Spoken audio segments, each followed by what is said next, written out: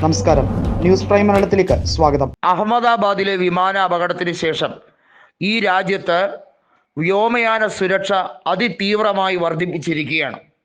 ATC, അതായത് air traffic control system പ്രവർത്തിക്കുന്നത് കാര്യക്ഷമമാണോ എന്ന് നോക്കുന്നത് ഉൾപ്പെടെയുള്ള കാര്യങ്ങൾ ഇപ്പോൾ റിസർച്ച് ആൻഡ് അനാലിസിസ് വിങ് ഉൾപ്പെടെ ഏജൻസികൾ കൃത്യമായി നോക്കുന്നുണ്ട്, മേൽനോട്ടത്തിലാണ്.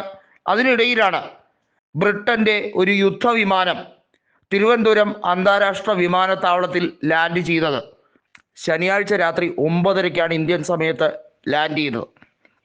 ഇതെവിടെ നിന്ന് പുറപ്പെട്ടു, എന്തടിസ്ഥാനത്തിലാണ് ഇവിടെ ലാൻഡ് ചെയ്യിപ്പിക്കേണ്ടി വന്നത് എന്നുള്ളതിൻ്റെ വിശദ വിവരങ്ങൾ ഒന്നും തന്നെ ഇതുവരെ പുറത്തുവിട്ടിട്ടില്ല.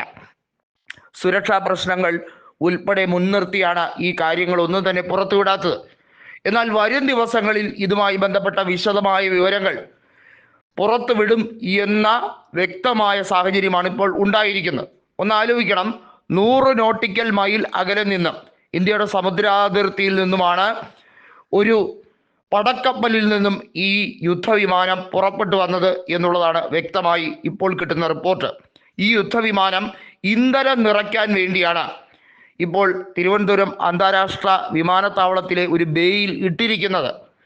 ഇതിന് ATCയുടെ അനുമതി, എയർ ട്രാഫിക് കൺട്രോളിൻ്റെ അനുമതി ലഭിച്ചതിന് ശേഷം മാത്രമാണ് അന്താരാഷ്ട്ര വിമാനത്താവളത്തിൽ ലാൻഡ് ചെയ്യിപ്പിച്ചത് എന്നാണ് അവരുടെ വാദം, ബ്രിട്ടന്റെ വാദം വന്നിരിക്കുന്നത്. നമുക്കറിയാം, അഹമ്മദാബാദ് വിമാനവുമായി ബന്ധപ്പെട്ട കാര്യം, അത് ലണ്ടനിലേക്ക് പോകുന്ന ഒരു വിമാനമായിരുന്നു.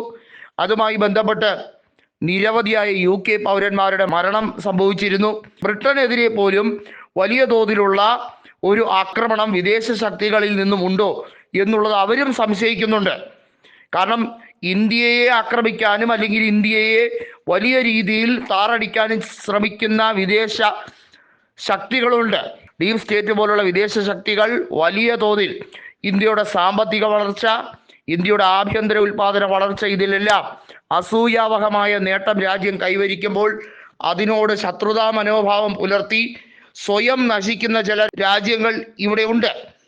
ആ രാജ്യങ്ങൾ കൃത്യമായി ഏത് രീതിയിൽ ചിന്തിക്കുന്നു, ഏതൊക്കെയാണ് അവരുടെ ട്രാൻസാക്ഷൻസ് എല്ലാം കൃത്യമായി സസൂക്ഷ്മം വീക്ഷിച്ചു വരുന്നതിനിടയിൽ ഈ ഒരു യുദ്ധവിമാനം ഇവിടെ ഇറക്കിയതുമായി ബന്ധപ്പെട്ട് നിരവധിയായ ആശങ്കകൾ നിറഞ്ഞു നിൽക്കുകയാണ്.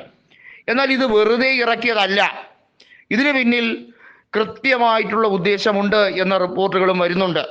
കാരണം ഇത് അടിയന്തരമായി ഇവിടെ തന്നെ ഇറക്കിയതിൽ, അതും തൊട്ടടുത്ത് വ്യോമസേനയുടെ വിമാനത്താവളം കൂടി ഉണ്ടെന്ന് ഓർക്കണം. അന്താരാഷ്ട്ര വിമാനത്താവളത്തിൽ നിന്നും അധികം ദൂരമില്ല വ്യോമസേന വിമാനപാതയിൽ. അത്തരത്തിൽ ഒരു സാഹചര്യം കൂടി വരുമ്പോൾ പല കാര്യങ്ങളും കൂട്ടി വായിക്കപ്പെടുന്നുണ്ട്. പക്ഷേ യുദ്ധവിമാനം പുറപ്പെട്ട സാഹചര്യം, അതുമായി ബന്ധപ്പെട്ട് ഒരു വാർഷിപ്പിൽ നിന്നുമാണ് ഇത് പുറപ്പെട്ടത് എന്നുള്ള കൃത്യമായ ഇൻഫർമേഷൻസ്, എന്നാൽ ആ വാർഷിപ്പിന്റെ ഡീറ്റെയിലോ ആ കപ്പലിന്റെ ഡീറ്റെയിലുമായി ബന്ധപ്പെട്ട കാര്യങ്ങളൊന്നും തന്നെ ഇതുവരെയും പബ്ലിക് ഡൊമൈനിൽ പോസ്റ്റ് ചെയ്യപ്പെട്ടിട്ടില്ല. അതിന് കാരണമാകുന്നത് ഇന്ത്യയുടെ വിദേശകാര്യ മന്ത്രാലയം ഇതിന് അനുമതി നൽകിയിട്ടില്ല എന്നുള്ളത് കൊണ്ടാണ്. എന്നാൽ ഇതിനകത്ത് പറഞ്ഞിരിക്കുന്ന ഒരു കാര്യം, വലിയൊരു അട്ടിമറി സാഹചര്യം അഹമ്മദാബാദ് വിമാന അപകടവുമായി ബന്ധപ്പെട്ട് നടന്നിട്ടുണ്ടാകാം. ഇതുമായി ബന്ധപ്പെട്ട വിശദമായ അന്വേഷണങ്ങളാണ്. യുദ്ധവിമാനവുമായി ബന്ധപ്പെട്ട കാര്യങ്ങൾ കൂടി വായിക്കുമ്പോൾ വളരെ വ്യക്തമാണ്, ബ്രിട്ടൻ ഇതിന് മറുപടി പറയാനുള്ള സാഹചര്യം കൂടിയാണ്. ഇന്ത്യയോടും വിശദമായ വിവരങ്ങൾ തിരക്കുന്നു. കൃത്യമായൊരു സൈലന്റ് അറ്റാക്ക് ഇരു രാജ്യങ്ങളെയും ഫോക്കസ് ചെയ്തുണ്ടായിട്ടുണ്ടോ, അവരുടെ ബന്ധം താറടിക്കാൻ വേണ്ടി, അതായത് സൗഹൃദത്തെ താറടിക്കാൻ വേണ്ടിയുള്ള ശ്രമമാണോ, വലിയ ചോദ്യങ്ങൾ ഇപ്പോൾ വന്നിരിക്കുകയാണ്.